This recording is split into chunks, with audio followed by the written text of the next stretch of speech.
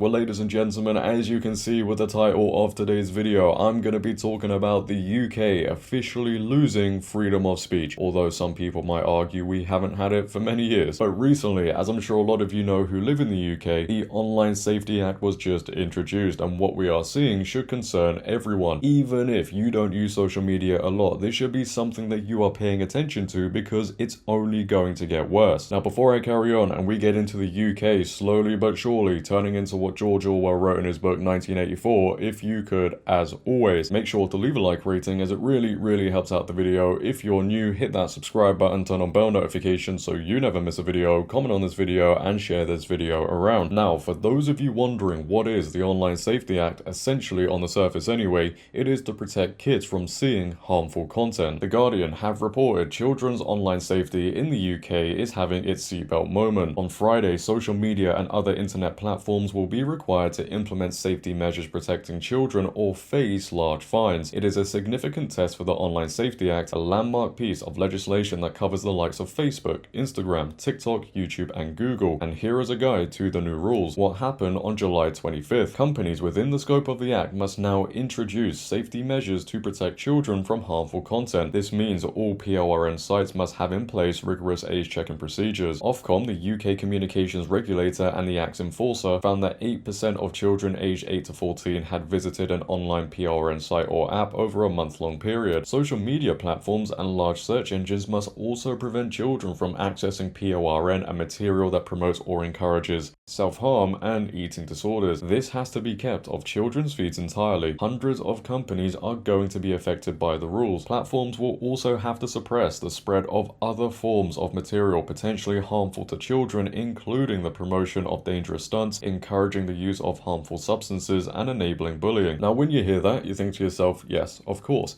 kids shouldn't be viewing harmful content. They shouldn't be going on these sites. And Ofcom, who regulate things like TV, they have been given the power now by the government to also regulate things like social media and other internet sites. So they will force these companies to comply with the Online Safety Act. And if they don't, they can face huge fines. So they decide what is deemed harmful content, and then they will force these companies to either restrict people in the UK from seeing it or suppress the content, etc. So you can already tell where this is heading, right? It sounds like a slippery slope. Even when you read that, you're thinking, wait, hold on. This can be abused very easily, and it doesn't just stop at social media posts and age-restricted websites, and we'll get into what else this Online Safety Act covers later on in the video, and trust me, you're going to be shocked. But we have already seen how this Online Safety Act is going to affect platforms such as X. The Free Speech Union posted the following: "Our fears appear to have been vindicated on the very first day of the Online Safety Act's enactment. Some footage of protests taking place this evening against illegal immigration is unavailable on X for at least some UK users, with a warning about a restriction due to local laws appearing as the Online Safety Act comes into force. If you have a standard X account in the UK, presumably the majority of British users, it appears that you may not be able to see any protest footage that contains violence. We're aware of one censored post that shows an arrest being made. We warned repeatedly about how censorous this place of legislation would be." And somebody else on X goes on to say, "It took all of 12 hours for the Online Safety Act to switch from protecting kids from PORN to censoring protests outside migrant hotels. Day one." This is what has happened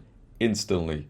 Insanity. So people like me within the UK already cannot view certain posts on X because of this Online Safety Act. And for those of you wondering, what does it look like when these posts are censored? It says, "Due to local laws, we are temporarily restricting access to this content until X estimates your age." So not only is freedom of speech now being suppressed, but what also our eyes can see. And this won't obviously be used in the future when another Black Swan event comes around to control the narrative. You know, the people in control would never do that, would they? They have our best interests at heart. They care about us so much.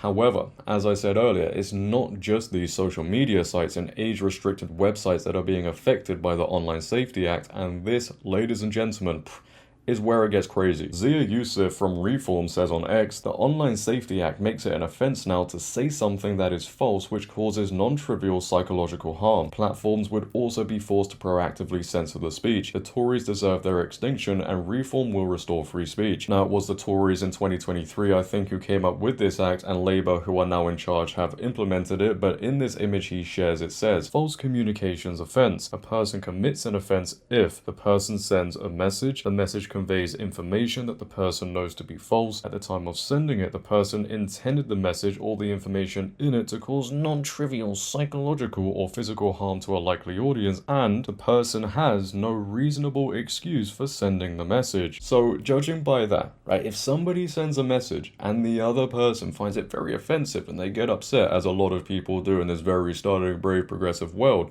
that person who sent the message can get into trouble. You've got to laugh. You really do, because I tell you, politicians in this country go on about, oh, we have freedom of speech, and they got very upset at JD Vance saying, hey, look, the UK doesn't have freedom of speech. Wasn't he right? Isn't he correct? We do not have freedom of speech. And later on in this video, I have more to tell you.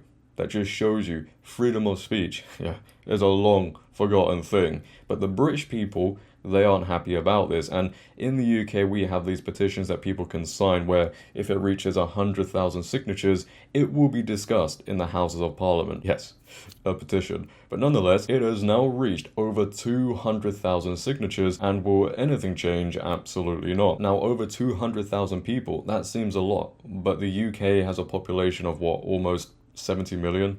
So that is pretty woeful, I guess. As always, watching things like Love Island is more important to a lot of people. But surely things can't get any worse, right? Surely that's enough. Surely that's enough surveillance on things like social media. Well, I kind of insinuated things are getting worse for freedom of speech because we also got this announcement, and I cannot believe what is going on. The Telegraph have reported elite police squad to monitor anti-migrant posts on social media. Concerns for free speech mount as Home Office creates team to flag signs of potential unrest. So recently in the UK, we have seen more and more protests about immigration, specifically outside hotels for asylum seekers, because of certain situations that have gone on which aren't the fault of the British people. It's the people coming into the country and the people allowing them in. Wait, can I even say things like that because of what is going on?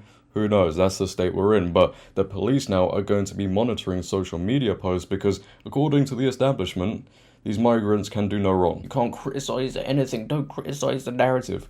What a joke. An elite team of British officers is to monitor social media for anti-migrant sentiment amid fears of summer riots. Detectives will be drawn from forces across the country to take part in a new investigations unit that will flag up early signs of potential civil unrest. You know, the police are always complaining that they don't have more officers and all that stuff.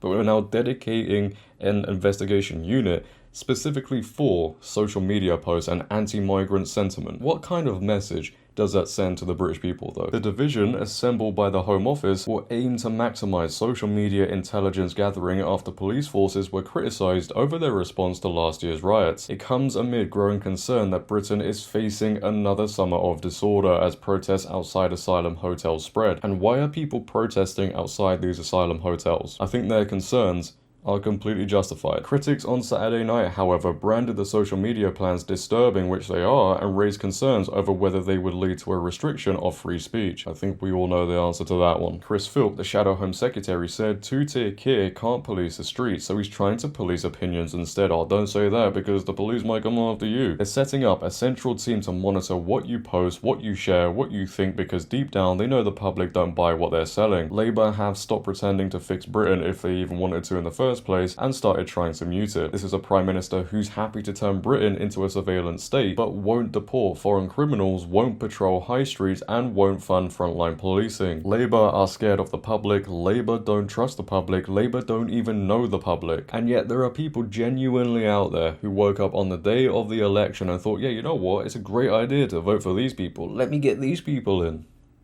But as you heard, more and more social media posts are going to be monitored, which means we are probably going to see more people getting arrested for what they posted on social media. And they will probably end up getting more jail time than people who actually go out into the world and commit crimes. because that's the state we're in.